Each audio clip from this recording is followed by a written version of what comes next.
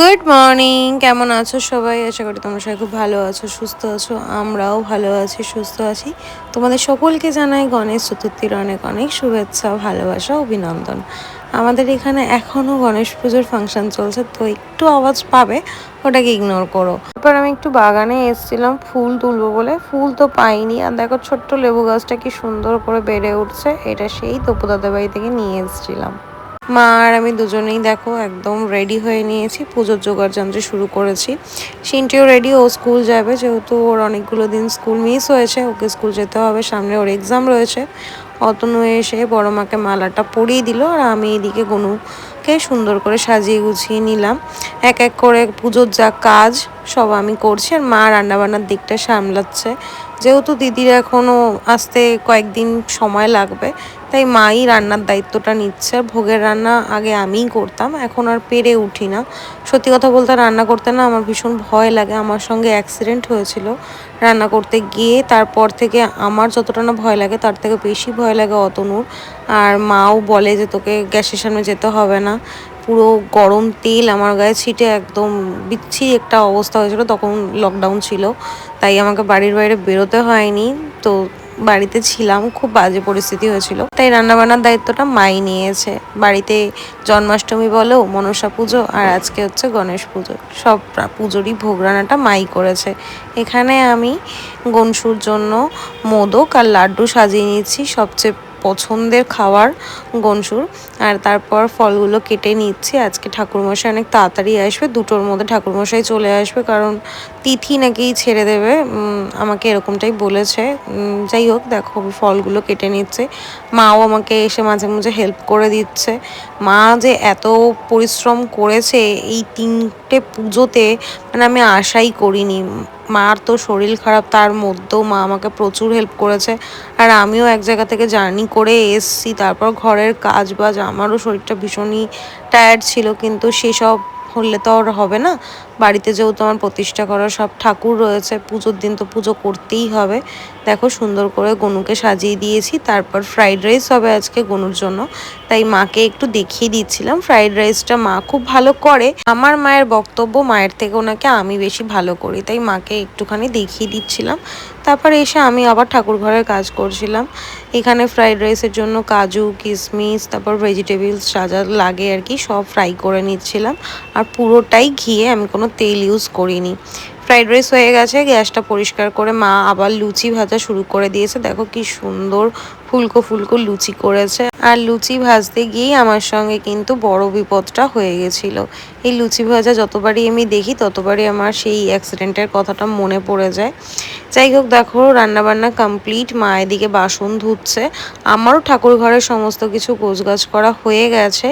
যতটা পেরেছি আমি গোছানোর চেষ্টা করেছি। আর আমার বাড়িতে যত পুজোই হোক না কেন, আমি মা মনসাকে দুধ কলা আর গুরুদেব আছে আমার, যেহেতু গুরুদেবকে সিন্নি এটা দিতে আমি কখনোই ভুলি না। আর তোমরা দেখতেই পাচ্ছ আমি আজকে পুজোতে কি কি ভোগ দিয়েছি, সবটাই মার করা গুছিয়ে দিয়েছি আমি। দেখো জেঠু চলেও এসছে।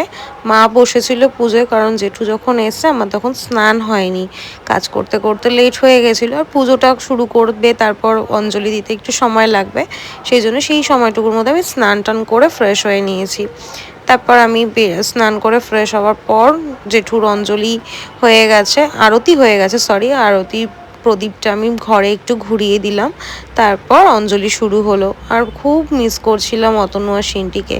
দুজনের কেউই বাড়িতে নেই। অতনু দোকান ফেলে আসতে পারেনি, যেহেতু দোকানে একটা ভাই আসেনি, ওই জন্য আসতে পারেনি। আর সিনটি তো স্কুল গেছে। বোবসোনাকে একটু তাপ দিয়ে দিলাম, আর ওদের জন্য তাপ আমি একটা কাপড়ে বেঁধে রেখে দিয়েছিলাম। সারা ঘরে একটু তাপ দেখিয়ে দিলাম। আমার মনটা ভীষণ খারাপ লাগছিল যে আমার শিনুটা বাড়িতে নেই, আর অতনুও নেই। তারপর মা দেখো ধুনোটা দিয়ে দিচ্ছে চারিদিকে, এখানে এখনো আরতি চলছে।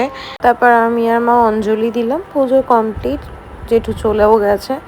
তারপর ঠাকুর ঘরের দরজাটা বন্ধ করে কিছুক্ষণ রেখে দিয়েছিলাম ঠাকুর প্রণাম করে।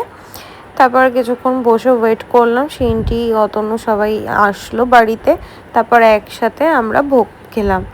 ভোগটা এত সুন্দর হয়েছে। আমার মা বরাবরই রান্না খুব সুন্দর করে, নতুন করে বলার কিছু নেই। কিন্তু মা যে এখনও এত পরিশ্রম করতে পারছে এটাই আমার জন্য অনেক অনেক অনেক বড় বিষয়। অতনু দেখো চলে এসছে, ও এখন স্নান টান করে বসে আছে খালি গায়ে। ও বাড়িতে থাকলে কিছুতেই জামা পরতে চায় না। আর আমার মা এখানে কি আনন্দে নাচ করছে সেটা আমি জানি না।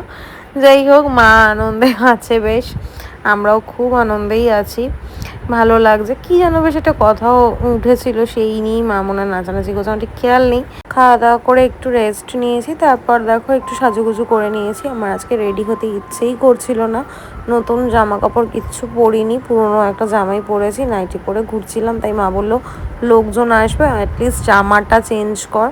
তাই একটু সাজুগুজু করলাম। দেখো সন্ধে হতেই সব লোকজন বাড়িতে আসা শুরু করে দিয়েছে।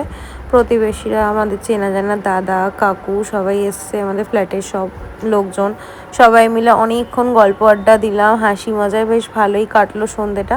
টুসিদি দেখো এখানে বসে খাচ্ছে, আর মেয়েটা অফিস থেকে ডাইরেক্ট আমাদের বাড়ি এসছে। এমন কোনো অকেশন হয়নি যে ও আসেনি।